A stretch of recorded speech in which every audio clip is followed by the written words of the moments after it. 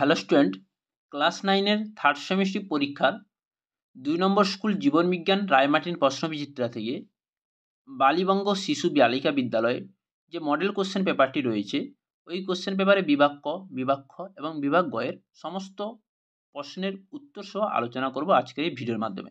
তাই ভিডিওটি স্কিপ না করে লাস্ট পর্যন্ত তোমরা দেখতে থাকো। তো ফার্স্ট বিভাগ ক যে এমসিকিউগুলো দেখে নাও। প্রথম এমসিকিউ দেওয়া আছে, হট ডাইলুট স্যুপের বর্ণনা করেন। হেলডেন। পদার্থ কোনটিকে মহাকাশচারীরা খাদ্য হিসেবে গ্রহণ করে? ক্লোরেল্লা। মহাসবর্গের দেহে যে কাণ্ড সদৃশ্য অংশ বর্তমান সেটি হলো কলিট। কটি অ্যামাইনো অ্যাসিড আমাদের দেহে সংশ্লিষ্ট হতে পারে না? 9টি। কোন ভিটামিনকে অ্যান্টি র্যাকাইটিক ভিটামিন বলে? ভিটামিন ডি কে। কোষপর্দা পিএলপি সজ্জায় সজ্জিত এই মতবাদের প্রবক্তা হলেন বিজ্ঞানী রবার্টসন। চক্রাকার ফটোফসফোরাইলেশন উৎপন্ন এটিপির পরিমাণ হলো 2 অণু। অবাধ শোষণে উৎপন্ন শক্তির পরিমাণ হলো 10 কিলো ক্যালোরি। শ্বাসবৃক্ষ কোন মাছের অতিরিক্ত শ্বাসঙ্গ? মাগুর মাছের। প্লাজমা কোষ কোন ধরনের অনাক্রমতার সঙ্গে সম্পর্কিত? রসভিত্তিক অনাক্রমতার সঙ্গে। বিসিজি হলো জীবিত দুর্বল ব্যাকটেরিয়া। ডিপথেরিয়া রোগের জন্য দায়ী প্যাথোজেন হলো কর্নিও ব্যাকটেরিয়াম। নেক্সট কোশ্চেন দেখো, ইকোসিস্টেম শব্দটি প্রবর্তন করে টানসলে। কমিউনিটি স্তরে যে আন্তঃক্রিয়ার ফলে উভয় প্রজাতি উপকৃত হয় তা হলো মিথজীবিতা। বিজ্ঞান ভিত্তিক পরিচালন ব্যবস্থার মাধ্যমে বন সংরক্ষণের পদ্ধতিকে আমরা কি বলবো? সিলভিকালচার। হয়েছে। এবার দেখো বিভাগ খতে, রুই মাছের দেহে ড্যাশ আঁশ দ্বারা আবৃত? সাইক্লোয়েড, টিনয়েড বা গ্যানয়েড আঁশ দ্বারা আবৃত। 2 নম্বর দেখো, কলেনকাইমা কলার কোষপ্রাচীরে অসমভাবে হেমিসেলুলোজ, সেলুলোজ, পেকটিন উপাদান সঞ্চিত হয়। 3 নম্বর দেখো, সূর্যালোকের উপস্থিতি পত্ররন্ধ্রের মাধ্যমে যে বাষ্পমোচন হয় তাকে আমরা পত্ররন্ধ্রীয় বাষ্পমোচন বলবো। 4 নম্বর দেখো, মুখবিবরে শ্বেতসার জাতীয় খাদ্যের পরিপাক শুরু হয়। 6 নম্বর দেখো, ডক্টর এডওয়ার্ড জেনার 1796 সালে প্রথম গুটি বসন্তের টিকা আবিষ্কার করেন। 7 নম্বর দেখো, মানবদেহে খাদ্য গ্রাসনালীর মধ্য দিয়ে পেরিস্টলসিস চলনের মাধ্যমে পাকস্থলীতে পৌঁছায়। এবার দেখো সত্য মিথ্যা। টিনোফেরা পর্বের যে একটি প্রাণী হলো হর্মিফরা, এটা সত্য। 2 নম্বর, নিউক্লিক অ্যাসিডের এককে নিউক্লিওটাইড বলে, এটাও সত্য। যকৃতে কুপারকোষ রোগ জীবাণু ধ্বংস করে, এটাও সত্য। 4 নম্বর দেখো, লাইপোজ কেবল প্রোটিনের উপর ক্রিয়া করে, এটা মিথ্যে। কর্কট খাদ্য শৃঙ্খল সবুজ উৎপাদক থেকে শুরু হয়, এটা সত্য। এন্ডোজেনাস অ্যান্টিজেনের উদাহরণ হলো কার্ডিওলিপিন, এটা মিথ্যে। বোঝা গেল সত্য মিথ্যে। এবার দেখো বাম স্তম্ভ ডান স্তম্ভ। এখানে বলেছে হিস্টোরিয়া প্লান্টেরাম। হিস্টোরিয়া প্লান্টেরাম হচ্ছে থিওফ্রাস্টাস, অপশন বি হবে সঠিক উত্তর। হয়েছে। টিনিডিয়াম, টিনিডিয়াম হচ্ছে অপশন ই মোলাস্কা। অ্যালিউরোনোপ্লাস্ট, এটা হচ্ছে অপশন ডি বীজ। বোলাস, বোলা হচ্ছে লালা মিশ্রিত নরম খাদ্য। সিওফাইট, সিওফাইট হচ্ছে কচু। এবং প্রাকৃতিক সক্রিয় অর্জিত অনাক্রমতা হচ্ছে বসন্ত বা হাম। বোঝা গেল বাম স্তম্ভ ডান স্তম্ভ। এবার দেখো 5-এর দেখে দেখো, ইন্টারফেরন কি? ইন্টারফেরন হচ্ছে যে অনাক্রমতায় ভাইরাস আক্রান্ত কোষ থেকে এক ধরনের প্রোটিন ইন্টারফেরন নিশ্চিত হয়ে ভাইরাসের বিভাজনকে রোধ করে, তাকে আমরা কি বলবো? ইন্টারফেরন অনাক্রমতা। এবার দেখো, মরফিন চিকিৎসা বিজ্ঞানে কি কাজে ব্যবহৃত হয়? তীব্র ব্যথানাশক হিসেবে ব্যবহৃত হয়। 3 নম্বর দেখো, হৃৎপিণ্ডের স্বাভাবিক পেসমেকার আমরা কাকে বলবো? এসএ নটকে। 4 নম্বর দেখো, লিনিয়ার হায়ারার্কি 7টি ধাপের সঠিক ক্যাটাগরি লেখচিত্রের মাধ্যমে দেখাও।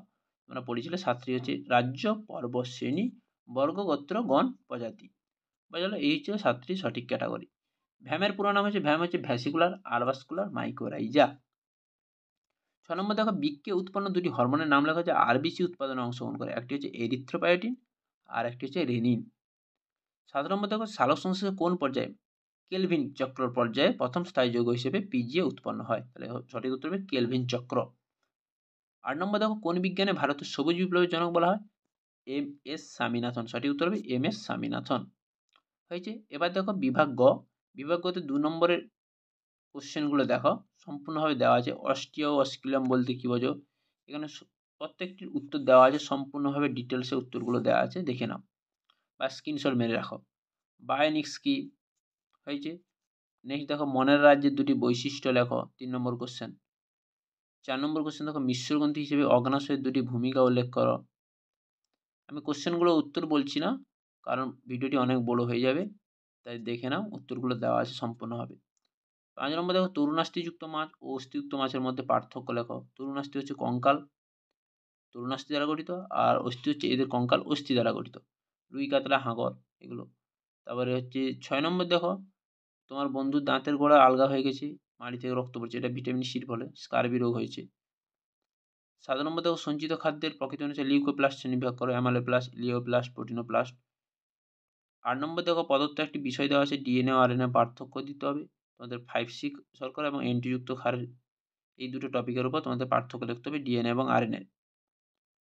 9 নম্বর দেখো ফুসফুসকে আনুষঙ্গিক রেচনাঙ্গ বলবো কেন, খুবই ইম্পর্টেন্ট কোশ্চেন। 10 নম্বর দেখো মানুষের হৃৎপিণ্ডের প্রদত্ত কপাটিকাগুলি অবস্থান লেখো। প্রশ্নবিদ্যায় দেখবে দুটো কপাটিকা দিয়ে দেওয়া হয়েছে, পালমোনারি কপাটিকা, ত্রিপত্র কপাটিকা, এদের অবস্থান লিখতে হবে তোমাদের। ক্রেবস চক্রকে টিসিএ চক্র বলবো কেন। 12 নম্বর দেখো প্রদত্ত রাসায়নিক বিক্রিয়াগুলিতে কী কী বিক্রিয়াজাত পদার্থ উৎপন্ন হবে, তোমরা দেখবে ওখানে দেওয়া আছে। দেখো মল্টোজ এনজাইম মল্টেজের সাহায্যে কী হচ্ছে, বিশ্লিষ্ট হয়ে কী উৎপন্ন করে, গ্লুকোজ উৎপন্ন করে। আর ফ্যাট হচ্ছে লাইপেজের সাহায্যে বিশ্লিষ্ট হয়ে ফ্যাটি অ্যাসিড এবং গ্লিসারল উৎপন্ন করে।